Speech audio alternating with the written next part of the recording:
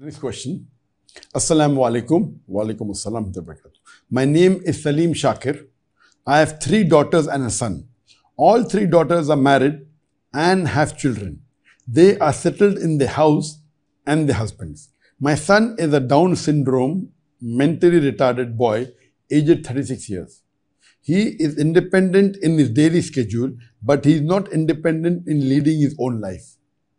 We are planning to execute a will to distribute our 4 houses and 2 plots amongst them. I believe as per Sharia, one must execute the will by sharing 2 portions of the property for sons, whilst 1 portion for the daughter, since the boys will bear the maintenance of their sister after the parent's demise. But in our case, my son is not capable of bearing his sister's maintenance.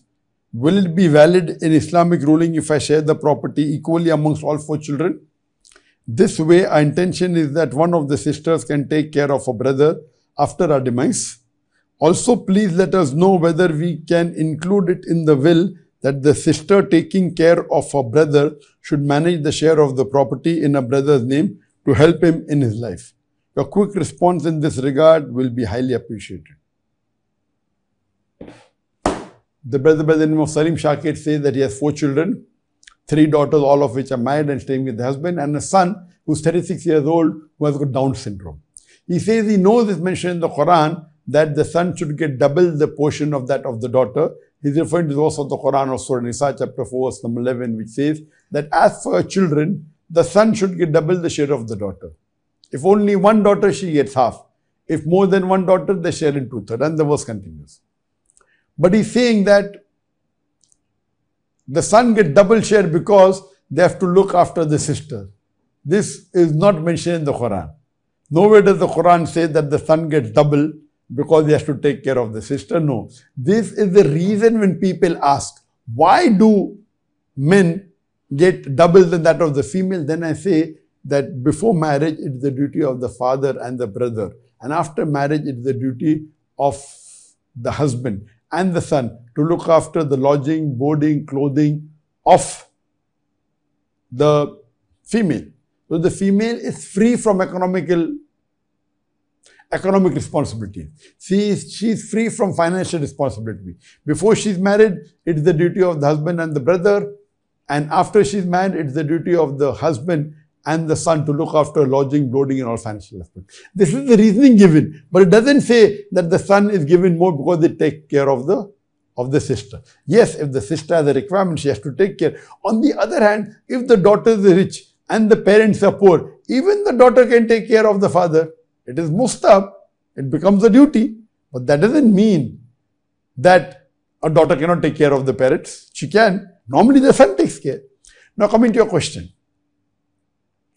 That because your son having a Down syndrome cannot take care, can you divide equally? The answer is no.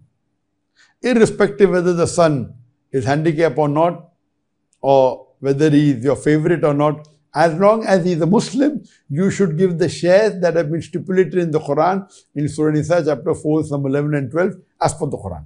You cannot change it.